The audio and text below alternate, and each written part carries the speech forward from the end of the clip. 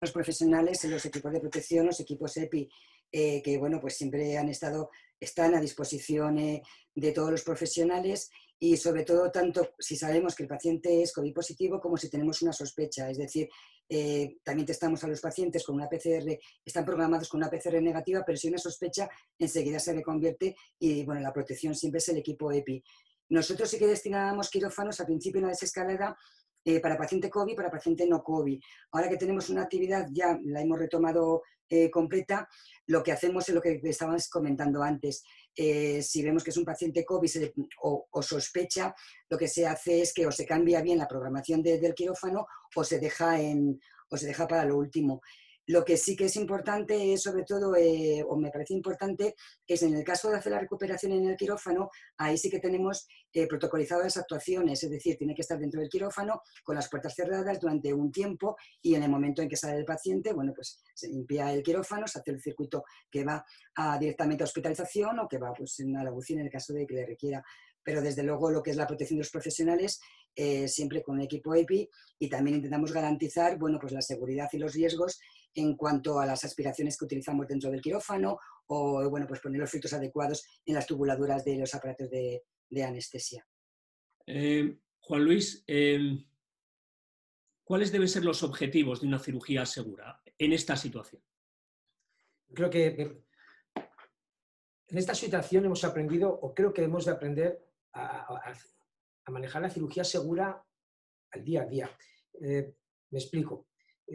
Se había dejado un poco de lado todas las condiciones de asepsia, de esterilidad, se entraban a los quirófanos con los zuecos que ibas por el pasillo, con el gorro de papel, o sea, de tela, las pulseras. Yo creo que nosotros hemos insistido mucho en eso y ha desaparecido, por ejemplo, esos complementos quirúrgicos, por decirlo de alguna forma. Yo creo que la cirugía segura empieza desde el momento en que se programa. Vamos a ver, ahora estamos en una fase de normalidad, pero cuando estábamos o hay un paciente COVID, pues tienes que tener en cuenta de qué le vas a operar, si puede esperar, si no puede esperar, si tiene tratamiento. La seguridad del equipo tiene que ser completa. No te voy a decir que te vayas a poner un EPI si el paciente tiene una PCR negativa, pero sí que tengas que utilizar el doble guante, que tengas que utilizar tus gafas si no llevas gafas para protección ocular, los anestesistas que siempre han intubado muchas veces hasta sin mascarilla, ahora van todos que van con las pantallas de protección. Y luego está la seguridad del paciente. ¿Qué le podemos ofertar nosotros al paciente de seguridad? Yo creo que eso está todo hecho y tenemos que cumplirlo, ¿no? Pues con el programa de infección quirúrgica cero, el programa de cirugía segura, si nos damos cuenta, es lo que mínimo que podemos ahora a un paciente no sospechoso ofertarle, pero ofertarlo de verdad, no solamente adherirte a un programa, sino el cumplirlo. Entonces, cumpliendo con las premisas básicas de lo que es un programa de cirugía segura, con tu profilaxis, con normotermia, las cosas básicas, yo creo que con eso es suficiente. Y luego está el problema de la protección en el caso del coronavirus. Acaba de decir Cristina, yo estoy en una situación que el otro día comentábamos contigo además, que tenemos baja incidencia y merece la pena hacer PCR a todos los pacientes. Eso es una duda, ¿no? Y a ver quién pone el cascabel al gato para decir que no. Nosotros, desde que se abrió el quirófano, por decirlo de alguna forma normal, hemos encontrado a varios pacientes, pocos, 3, 4 pacientes PCR positivos que no se han operado y que no han tenido ningún solo problema. Son falsos positivos, han tenido alguna importancia.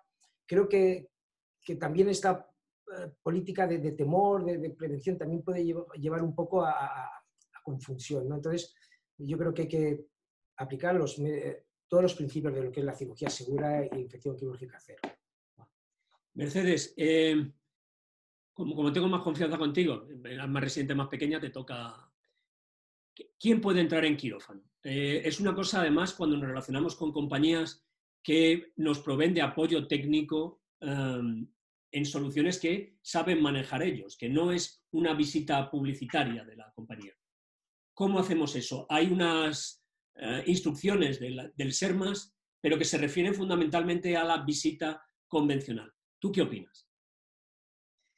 A ver, es cierto que ese aspecto de la visita, que es una visita técnica, yo no la calificaría como una visita comercial, pues no está contemplada en ninguno de los protocolos, documentos, correos que hemos recibido desde el SERMAS, pero es algo que tenemos que controlar. Entonces, la manera un poco de controlarlo es que alguien, normalmente el cirujano principal de la intervención, el jefe de servicio, se tiene que hacer responsable de la persona que va a admitir en el quirófano y para qué es. Y de alguna manera la notificación, en mi caso, pues a la subdirección quirúrgica es un poco como si dijéramos el marchamo de que eso se ha cumplido, es decir, que hay alguien que se ha tomado la molestia de o bien un correo o bien un escrito notificando que va a entrar esta determinada persona de tal compañía para hacer esto. Eso lo estamos viviendo ya desde el último mes, desde que se han empezado a hacer, que hemos empezado por las cirugías más complejas, pues los traumatólogos quizás fueron los primeros que han tenido que autorizar la entrada de determinado personal, pues porque hay determinados componentes que necesitan del técnico, y luego muchas cosas que se quedaron en suspenso, pues por ejemplo, equipos que se iban a instalar en febrero o marzo, que se dejó la instalación pues de toracoscopios, navegadores, y que ahora tienes que poco a poco ponerte al día y dejar entrar a esas personas que van a ayudar a todo el personal. Entonces, trasladar esa importancia de que no puede entrar cualquiera, eso está ahí, que necesita un visado previo y una justificación. Y verdaderamente el que está a pie de quirófano es, en el caso de equipos de lo que estoy comentando, pues es o bien el jefe de servicio o el cirujano principal. Esta es una pregunta para todos. ¿Os aporta algo que la compañía garantice el control de sus profesionales que vamos a dejar entrar en nuestro centro, en nuestros quirófanos, o tienen que ser las medidas que pongamos en marcha desde dentro? Es decir, si vienen con una garantía de que han sido sometidos a un control epidemiológico y clínico y eventualmente PCR o serología. ¿Qué pensáis? Cristina, estás mutada. Nosotros estamos ahora protocolizándolo para el inicio de los cursos, congresos y demás y actividades del hospital. Entonces, pero claro, sentido común. No es que si la incidencia de donde proviene la persona, y estoy hablando de un ponente, de un residente rotante, de una persona de una empresa externa, proviene de áreas con más de 9 por 100.000 casos, hay que cribarlo. Y entonces, o bien aporta dentro de, y discutíamos un poco el tiempo, porque si las recomendaciones siempre son de 72 horas de la PCR para que sea válida para la persona que lo acoge, pues también 72 horas es un tiempo un poquito extremo para que un laboratorio de microbiología se tome la muestra, se procese, con lo cual estábamos contemplando 5 días. No es válida, que también lo pusimos en el protocolo quirúrgico, ¿no? Ahí en el clínico. Y entonces tiene que aportar, o bien aporta la prueba o pasa por screening. En caso de que sea una persona que viene puntualmente a trabajar al hospital, a dar una ponencia. Un técnico especialista. Imagina a alguien que va a entrar a quirófano con un neuronavegador, por ejemplo. Nada. O sea, yo en este momento y en una situación de la endemia a la que vamos, consideraría el que sea consciente de la normativa de distanciamiento, de mascarilla y de higiene de manos. No los tratarías de una manera diferente a lo que tratas a cualquier personal que entra en nuestros... Cualquier personal del hospital. Porque si no podría ser discriminatorio, ¿no? Porque a unos sí, a otros no, claro. No, es que tampoco tiene mucho sentido. Rocío, ¿tú qué opinas? Bueno, nosotros realmente no cribamos a profesionales ni técnicos que vengan, cribamos a los pacientes, eso sí, como se ha dicho, pero no a profesionales que vengan. Ahora, obviamente, formación, como dice, pues no está, es toda online, que decir, no hacemos presencial, pero si tuviera que venir algún técnico concreto a un quirófano que tuviera que entrar para manejar una máquina concreta o hacer alguna reparación, por ejemplo, que hemos tenido algún caso, pues lo que hacemos es suministrarle los equipos de protección que llevan nuestros profesionales. Digamos que lo que hacemos es que ellos se adaptan al protocolo de nuestro centro, pero no pedimos una prueba ni PCR ni serología a nadie, ¿eh? A nadie. Es así. Mercedes, ¿tú qué opinas? Nosotros, ya te digo, lo que estamos haciendo es identificar a la persona que va a venir al quirófano, que esté en las mismas condiciones de equipo de protección individual que esté el resto del personal del quirófano, y también aquí es una cuestión, una relación de confianza. Entiendo que tenemos que pensar que las personas que van a venir al quirófano están aptas para trabajar, es decir, que no tienen ninguna clínica, de la misma manera que confiamos que todos los profesionales que van a operar en un quirófano están aptos para trabajar. Nosotros hemos tenido algún pequeño brote en algún área muy específica del hospital, precisamente porque ha habido alguna persona en concreto que ha venido con cierta clínica a trabajar. Eso sí que se ha puesto encima de la mesa a todo el hospital, de la importancia que tiene el autocontrol. O sea, nosotros precisamente, nuestro hospital está en un área de paso, o sea que sí que tenemos que ser muy cuidadosos con todo lo que puede entrar por la puerta. El último caso que hemos tenido de clínica florida de COVID ha sido de una persona que venía de Ecuador, y ahora cuando se abran más el aeropuerto y todas estas cuestiones, sí que vamos a tener que estar muy pendientes de lo que nos entra por la puerta del hospital y de lo que ingresamos. Y esto se aplica para todo.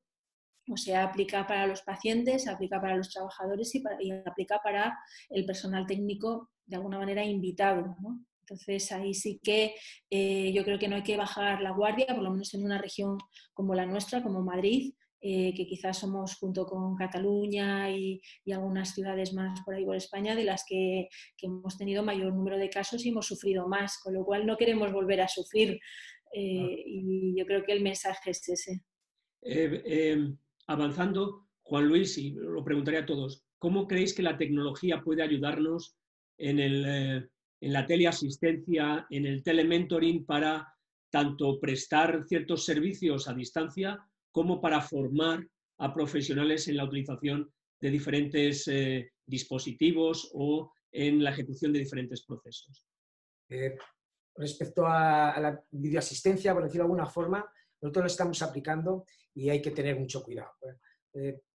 No se puede, como comentábamos, videoasistir a todos los pacientes, pero sí que hasta que no se vuelva a la situación previa de poder tener las consultas a una frecuencia adecuada, pues hay que disminuirla para evitar que haya aglomeraciones en las salas de espera, que es uno de los mayores problemas que tenemos hoy en día. Es decir, tenemos muchos profesionales que están infrautilizados porque no se pueden pasar las consultas de antes. Entonces nosotros, por ejemplo, la videoasistencia estamos intentando desarrollarla a nivel institucional, y nosotros la estamos utilizando a nivel individual del servicio, sobre todo en los seguimientos de pacientes ya conocidos. Un paciente oncológico que te viene a su revisión por su cáncer de colon, pues tercer año, pues no hace falta que le veas.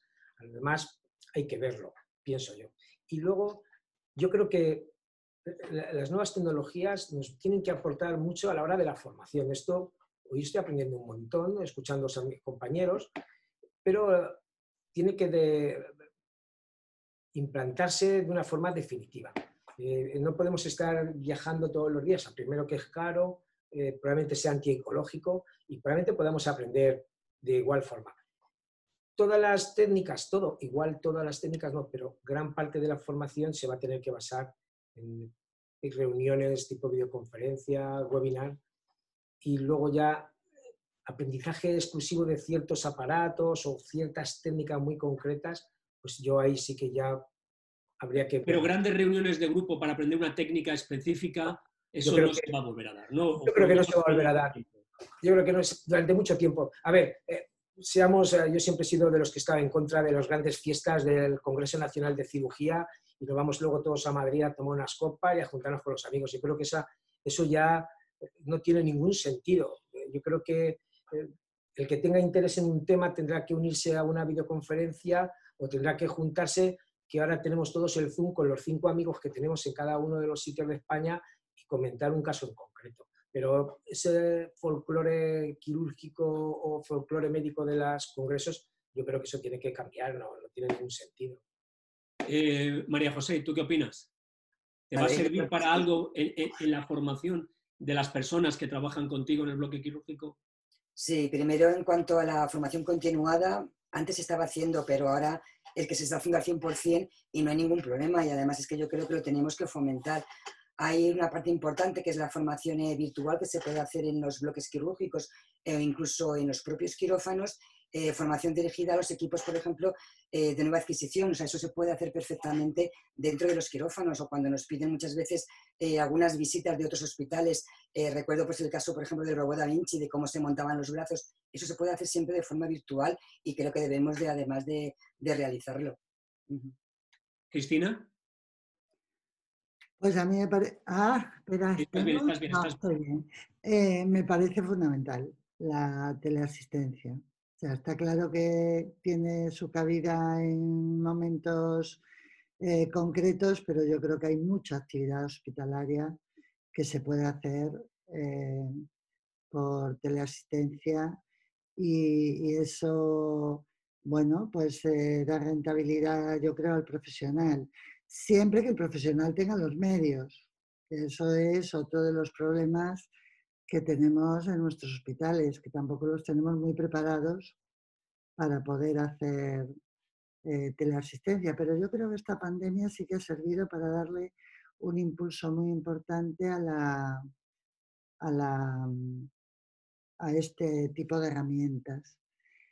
Luego, en la innovación tecnológica yo creo que tenemos mucho camino y en cirugía seguro que tenéis mucho camino. ¿No?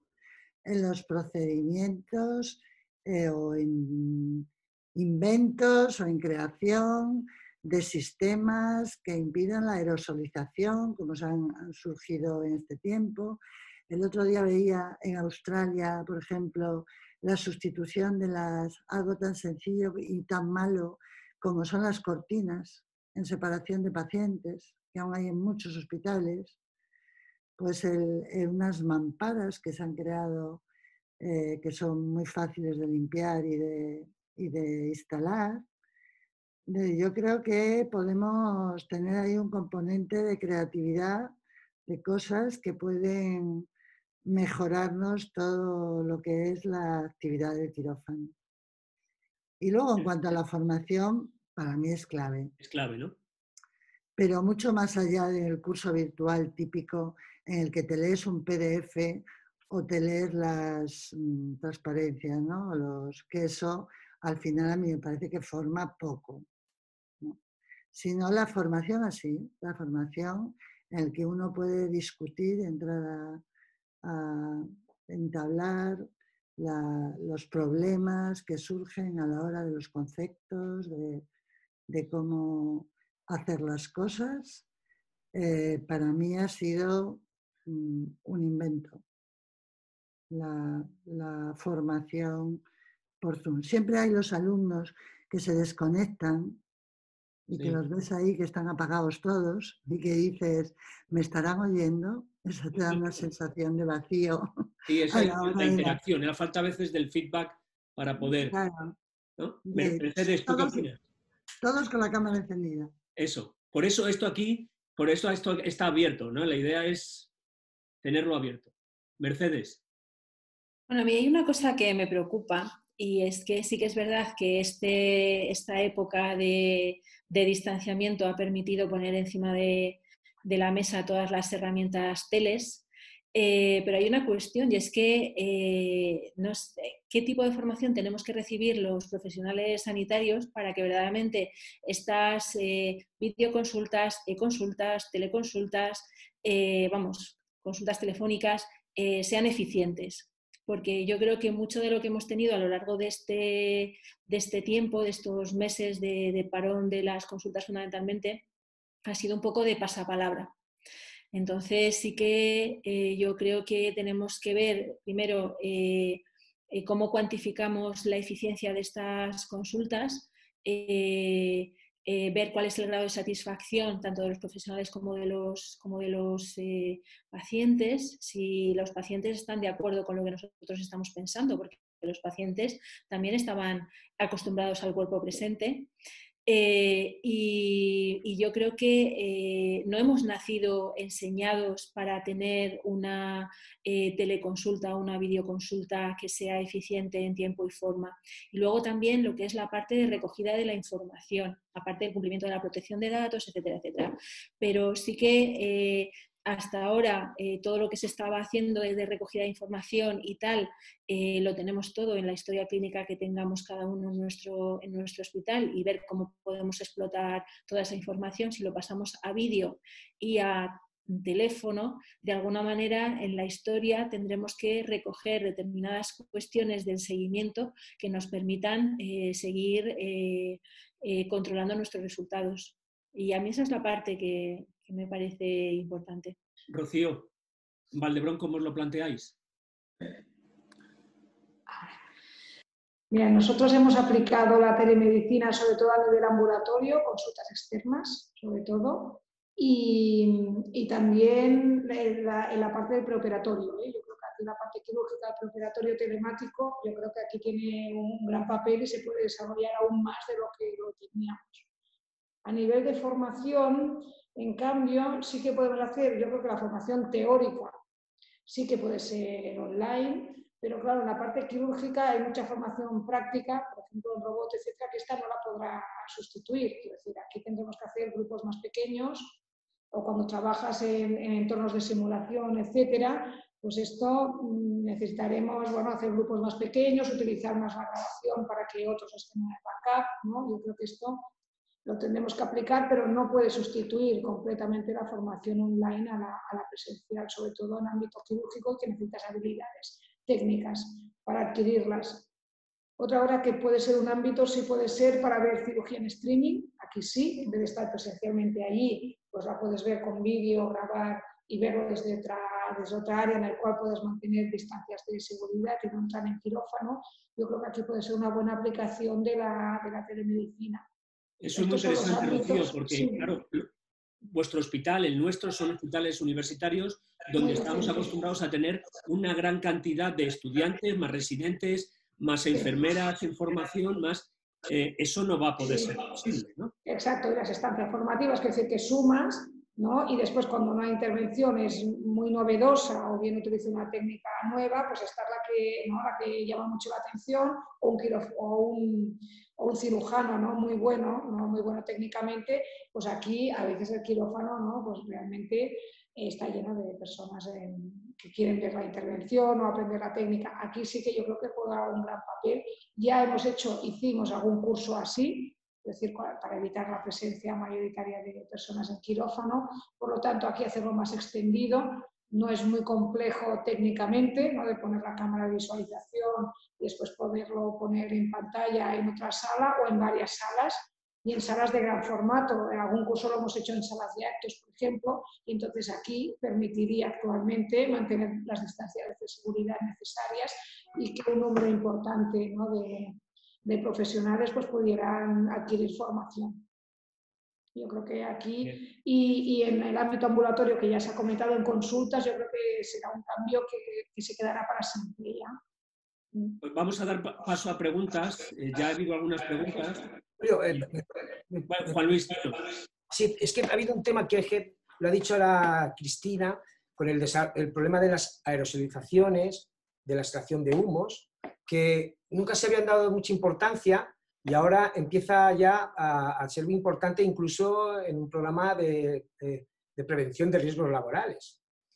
Nosotros desarrollamos un dispositivo para filtrar el aire del neumoperitoneo, pero más que desarrollar esto, lo que hace falta es una investigación realmente de si el coronavirus está en el líquido peritoneal, que solo ha habido un caso, parece ser que está descrito, en un paciente con apendicitis.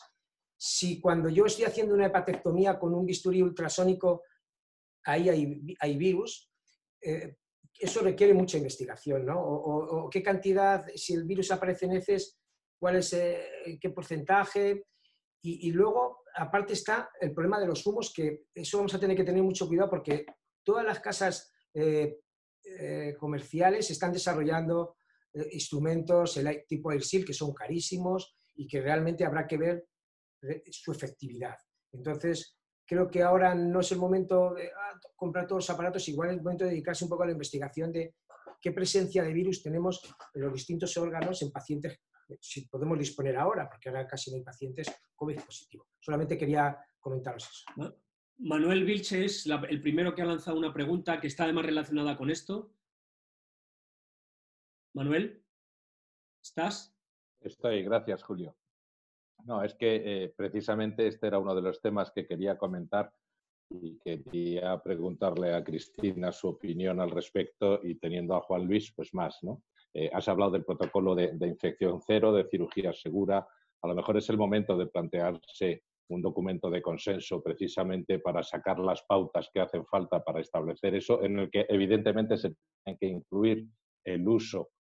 Yo creo que es conveniente el uso de filtros al respecto. Ya hay alguna cosa y se está haciendo con la Sociedad Europea de Cirugía Endoscópica y con Salvador Morales se está avanzando en un documento al respecto de plantear todos estos puntos de seguridad que tenemos que ver, ¿no? Pero quería ver el planteamiento de Cristina de si realmente los filtros EPA, los filtros ULPA, yo creo que ya se ha comprobado que por el tamaño de las partículas del coronavirus sí que son efectivos.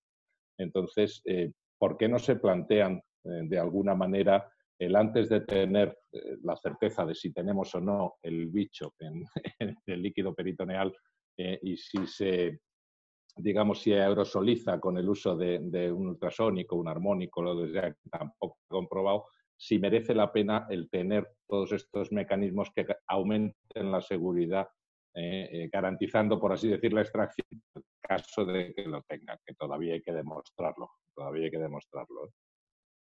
No, por supuesto. Fue de las primeras cosas que miramos. Seguro que a lo mejor María José me puede ayudar más.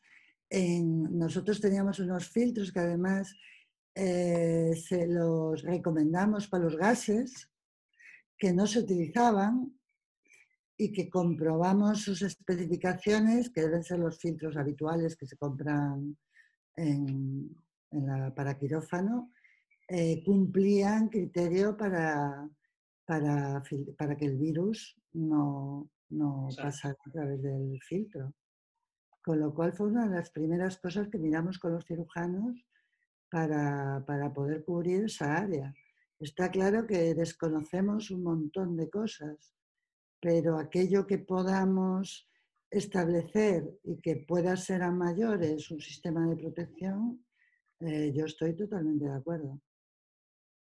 Ignacio Cristóbal, tenías una pregunta. ¿Estás?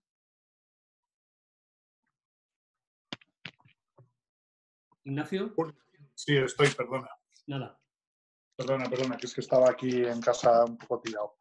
La pregunta es muy simple, porque os oigo hablar de teleasistencia, teleformación, que me parece fenomenal, que esto ha venido, nos ha caído de golpe y todos lo hemos aceptado, pero me da la sensación que tenemos cierto conformismo con el, bueno, pues hago teleconsultas o videoconsultas y ya está, ¿no? Y yo creo que este mundo de la e-salud debería aportarnos más cosas, ¿no? Deberíamos pedirles más cosas, ¿no?